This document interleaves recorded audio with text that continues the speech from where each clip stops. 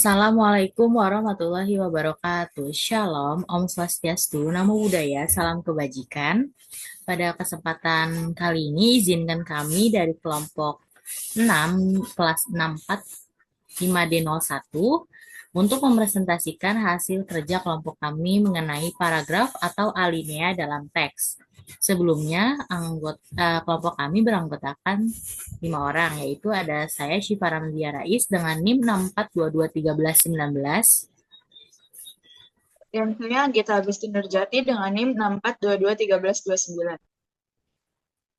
Saya Dinda Rahmakania dengan NIM 64221479. Saya Meli Andani dengan NIM 64221472. Saya Helmaria Putri dengan NIM 64221440. Baiklah, kita mulai presentasi kali ini. Masuk ke slide pertama. Di sini ada paragraf atau alinea. Paragraf adalah satuan bahasa yang mengemukakan sebuah pokok pikiran atau satu gagasan utama yang disampaikan dalam himpunan kalimat yang koherensif. Setiap paragraf harus menyampaikan sebuah gagasan utama. Gagasan utama tersebut harus dijelaskan oleh gagasan-gagasan bawahan, sehingga dalam paragraf terdapat beberapa kalimat yang saling terkait. Dalam rangkaian kalimat itu tidak satupun kalimat yang bertentangan dengan kalimat gagasan utama dan kalimat-kalimat gagasan bawahan. Kalimat yang berisi gagasan utama disebut kalimat topik dan kalimat yang bergagasan bawahan adalah kalimat penjelasan.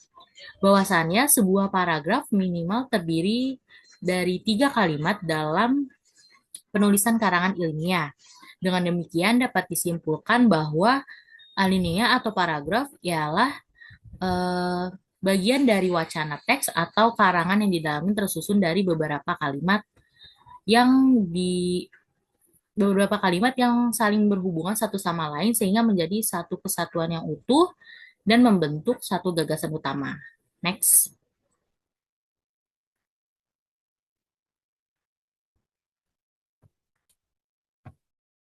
Selanjutnya, ada fungsi paragraf bagi penulis. Yang pertama, paragraf memudahkan pengertian dan pemahaman dengan menceraikan satu tema dari tema yang lain dalam teks. Yang kedua, paragraf merupakan wadah untuk mengungkapkan sebuah ide atau pokok pikiran secara tertulis. Yang ketiga, paragraf harus memisahkan setiap unit pikiran yang berupa ide sehingga tidak terjadi percampuran di antara unit pikiran penulis. Yang keempat, penulis tidak cepat lelah dalam menyelesaikan sebuah karangan dan termotivasi masuk ke dalam paragraf berikutnya. Dan yang kelima, paragraf dapat dimanfaatkan sebagai pembatas antara bab karangan dalam satu kesatuan yang koherensi, seperti bab pendahuluan, bab isi, dan bab kesimpulan. Next. Selain itu, ada pula fungsi paragraf bagi pembaca. Yang pertama, dengan memisahkan atau menegaskan pemberhentian secara wajar dan formal, pembaca dengan jelas memahami gagasan utama paragraf penulis. Yang kedua, pembaca dengan mudah menikmati karangan secara utuh sehingga memperoleh informasi penting dan kesan yang kondusif. Yang ketiga, pembaca sangat tertarik dan bersemangat membaca paragraf per paragraf karena tidak membosankan atau tidak melelahkan. Yang keempat, pembaca dapat belajar bagaimana cara menarik untuk menyampaikan sebuah gagasan dalam paragraf tulis. Dan yang kelima, pembaca merasa tertarik dan termotivasi cara menjelaskan paragraf tidak hanya dengan kata-kata, tetapi dapat juga dengan gambar, bagan, diagram, grafik, dan kurva. Next.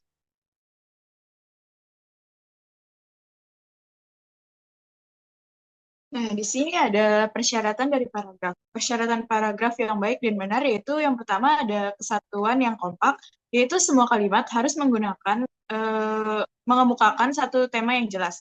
Yang kedua, koherensi yang padu, yaitu antar kalimat dalam paragraf saling terkait dalam paragraf. Yang ketiga, penggunaan dari metode pengembangan paragraf sebagai penjelasan gagasan utama. Yang keempat, setiap paragraf harus mempunyai satu gagasan utama yang ditulis dalam kalimat topik. Lalu yang kelima, penulisan paragraf tetap memperhatikan kaidah satuan bahasa yang lain, seperti ejaan, tanda baca, kalimat, isi, serta bentukan kata. Lalu yang keenam, dalam penulisan karangan, eh, dalam penulisan karangan ilmiah, penulisan paragraf harus memperhatikan hal-hal teknis penulisan, seperti kutipan, sumber rujukan, tata letak grafik, kurva, serta gambar. Lalu yang ketujuh, penulis harus memperhatikan jenis-jenis paragraf pada posisi bagian karangan, pendahuluan, isi, dan bagian kesimpulan. Yang kedelapan, penulisan paragraf yang menjorok ke dalam, sejajar, atau menekuk. Yang kesembilan, penulis juga memperhatikan jumlah kata atau jumlah kalimat dalam sebuah paragraf. Yang kesepuluh, jika uraian paragraf melebihi 100 kata, sebaiknya dibuat menjadi 2 paragraf. Next. Di sini ada juga unsur-unsur alinea atau paragraf. Yang pertama itu gagasan utama atau ide pokok, atau gagasan pokok ialah roh dari sebuah paragraf yang juga merupakan inti dari permasalahan yang ingin disampaikan oleh penulis. Gagasan utama berada di dalam kalimat utama. Lalu yang kedua, kalimat utama atau pikiran utama atau kalimat topik ialah kalimat yang memuat gagasan utama. Letak kalimat utama biasanya berada di awal paragraf, yaitu deduktif, serta di akhir paragraf, yaitu induktif, atau di awal dan di akhir paragraf, yaitu deduktif-induktif. Next. Selanjutnya ada macam-macam unsur alinea dalam paragraf. Yang pertama ada kalimat utama dan gagasan utama. Sebuah tulisan seperti artikel atau esai biasanya membahas ide yang cukup luas, yang biasa disebut topik atau pokok pembicaraan. Topik tersebut biasanya dibahas secara runtut setahap demi setahap, dari subtopik ke subtopik yang lain, hingga pembahasan tentang topik yang luas itu selesai. Yang kedua, ada kalimat utama dan jenis paragraf. Kalimat utama adalah sebuah kalimat yang diperjelas oleh kalimat lain dalam satu paragraf. Yang ketiga ada gagasan utama paragraf. Gagasan utama paragraf adalah gagasan yang terdapat di dalam kalimat utama, yang diperjelas oleh gagasan penjelas, dan yang menjadi inti atau pokok pembahasan suatu paragraf. Oleh karena itu, gagasan utama paragraf itu sama dengan ide pokok paragraf atau pokok pikiran paragraf. Yang terakhir ada gagasan utama teks. Gagasan utama teks juga tidak jauh berbeda dengan pengertian dari gagasan utama paragraf. Bedanya gagasan utama paragraf itu mengacu pada satu paragraf, sedangkan gagasan utama teks itu mengacu pada suatu teks.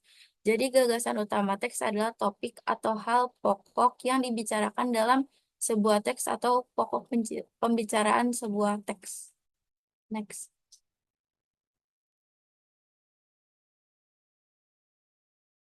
Kemudian di sini ada macam-macam jenis paragraf. Yang pertama ada paragraf deduktif, yaitu paragraf yang ide pokok atau gagasan utamanya berada di awal paragraf dan diikuti oleh kalimat-kalimat pengembang.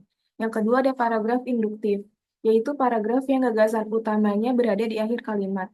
Yang ketiga ada paragraf campuran, yaitu paragraf yang memiliki ide pokok atau gagasan utama di awal dan di akhir paragraf.